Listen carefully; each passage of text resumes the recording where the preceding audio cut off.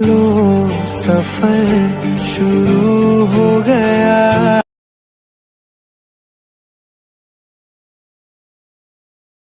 Hello नमस्कार दोस्तों, I welcome you on my YouTube channel Rajput standard coaching classes सीब्रीज। पिछली वीडियोज में हमने पास्ट इंडेफिनिट टेंस कंप्लीट कर लिया था। आज हम पास्ट कॉन्टिन्यूअस टेंस का इंट्रोडक्शन लेंगे, उसके बाद कल हम इसके कॉन्सेप्ट लेकर के इसको फिनिश कर देंगे। तो आज हम इसका इंट्रोडक्शन लेते हैं कि पास्ट कॉन्टिन्यूअस टेंस होता क्या है, कैसे बना है, इसकी जो भी बेसिक यूजेस हैं वो भी हम आपको कंप्लीट कराएंगे। तो आप वीडियोज को शुरू से लेकर एंड तक देखते रहिएगा। तो स्टार्ट करते हैं। सबसे पहले इसके स्ट्रक्चर को लेकर जो मुद्दा बनता है उसको देखते हैं। तो स्ट्रक्चर में, अगर स्ट्रक्चर की बात करें तो स्ट्रक्चर में सबसे पहला जो कॉन्सेप्ट्स है उसको लेकर चलते हैं। तो अफर्मेटिव का स्ट्रक्चर देखने की कोशिश करते हैं। तो अफर्मेटिव में जब स्ट्रक्चर देखा जाएगा तो अफर्मेटिव में होता है, इसमें क्या होता है, वॉज वर्ब, इसकी हेल्पिंग वर्ब होती है पहले, तो आप ये जान लीजिएगा। और उसके बाद इसमें वर्ब की फर्स्ट फॉर्म प्लस आईएनजी, इसको जान लीजिएगा। उसके बाद अपन इसको स्ट्रक्चर को वन बाय वन में आपको बताता चलूँगा। तो देखते हैं कि अफर्मेटिव में स्ट्रक्चर कौन कौन सा होता है। Was and verb plus verb की फर्स्ट फॉर्म प्लस आईएनजी, इस प्रकार से इसको क्या किया गया है, जनरेट किया गया है। तो इसके स्ट्रक्चर की अगर मैं बात करूं तो इसका स्ट्रक्चर कुछ इस प्रकार से होता है। सब्जेक्ट होता है और सब्जेक्ट के बाद आपको वॉज या वर्ब मिल सकता है, वॉज या वर्ब मिलेगा। फिर उसके बाद वर्ब की फर्स्ट फॉर्म प्लस आईएनजी मिलेगी और उसके बाद कुछ भी ए टू जेड कुछ भी मिल सकता है। तो इस प्रकार से अपना अफर्मेटिव का स्ट्रक्चर इसका कंप्लीट हो जाएगा। जिसमें अगर मैं इसकी बात करूं तो बेसिक स्ट्रक्चर यही होता है। इसमें क्या होता है, पास्ट में चल रहे कंटिन्यूस वर्क्स को बताया जाता है। किसमें, अपने जो पास्ट कंटिन्यूस टेंस है उसमें पास्ट में चल रहे, जैसे मैं बोलूं कि उस समय वह यह काम कर रहा था, तो इसमें क्या होता है, पास्ट के टाइम को शो किया जाता है कि वह कंटिन्यूस वर्क्स कर रहा था। तो इस प्रकार से अपन इसका अफर्मेटिव स्ट्रक्चर भी कंप्लीट कर चुके होते हैं। अब बात करते हैं इसके नेगेटिव स्ट्रक्चर की।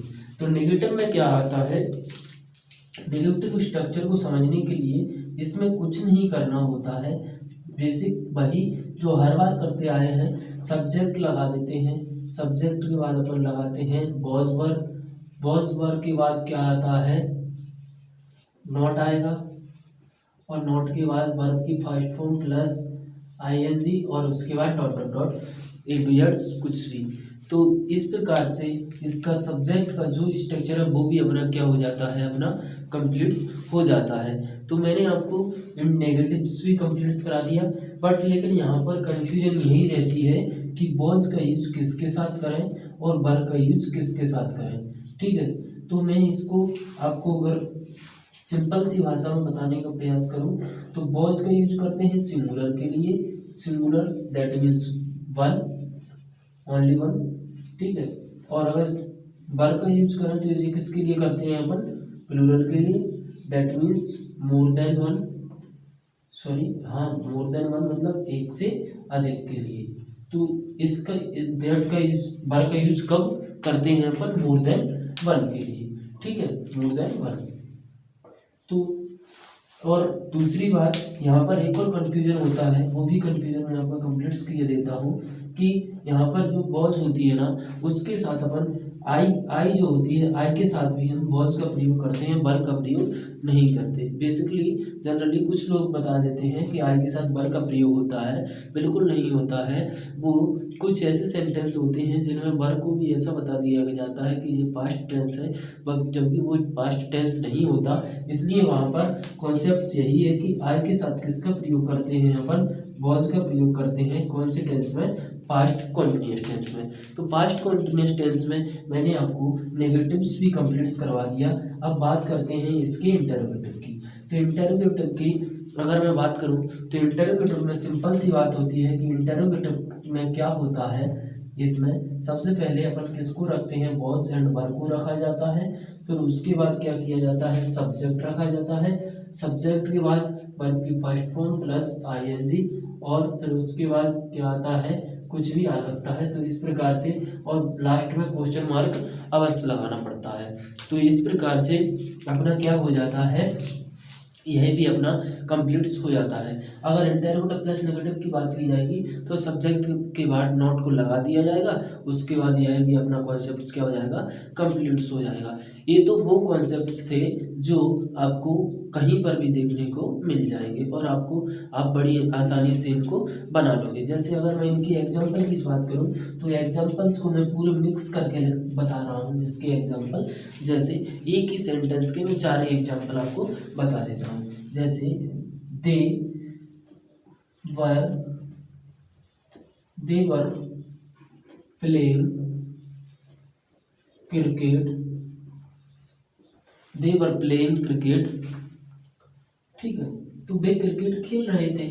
यहाँ पर मैंने यह किस रूप में बनाया, अफर्मेटिव के रूप में। इसी को मैं नेगेटिव में बना सकता हूँ। नेगेटिव में बनाने के लिए क्या बोलूँगा, they were not playing cricket, they were not playing cricket. और अगर इसी को अपन अब अलग तरीके से और शो करने की कोशिश करें तो यहाँ पर पहले क्या कीजिएगा, इस यहाँ पर कुछ स्थान छोड़िएगा, उसके बाद लिखिएगा दे, और उसके बाद प्लेइंग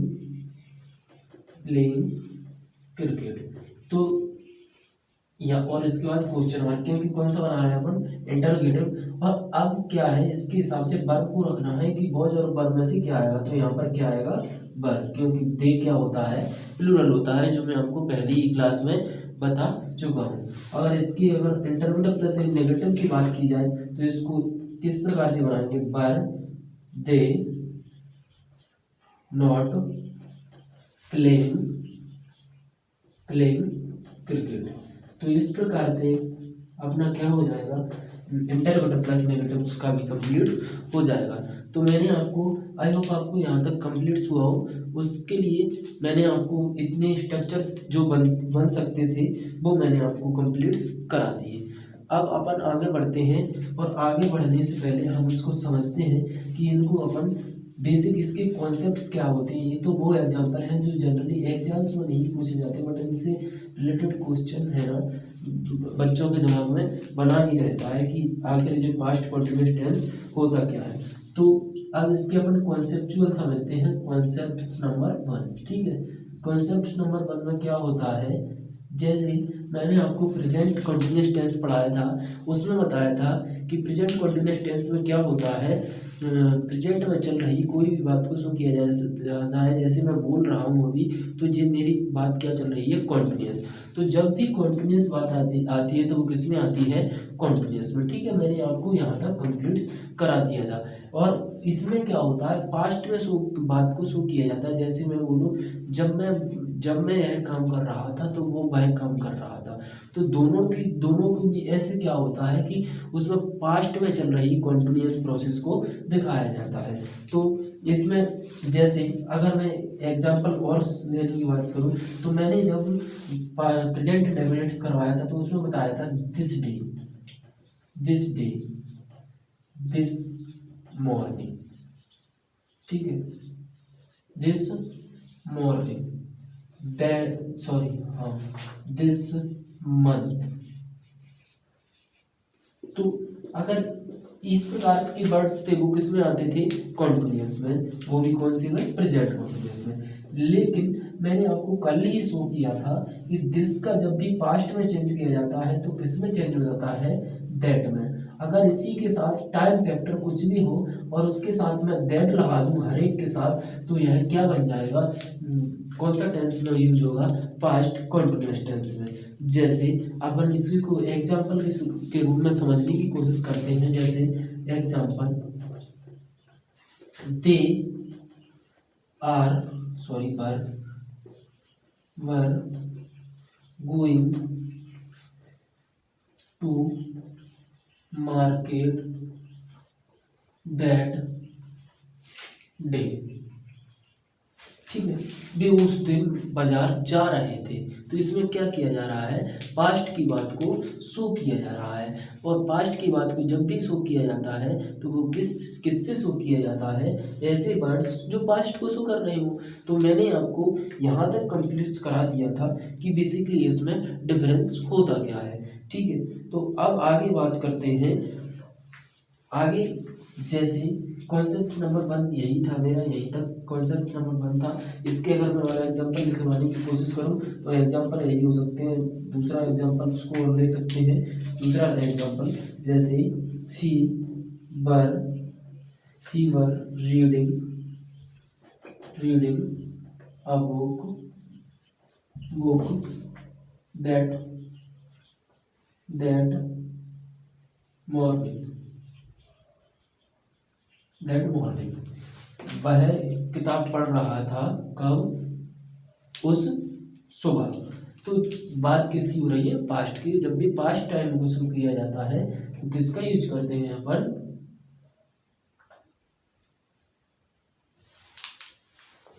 इसका यूज करते हैं अपन, पास्ट टाइम का यूज किया जाता है।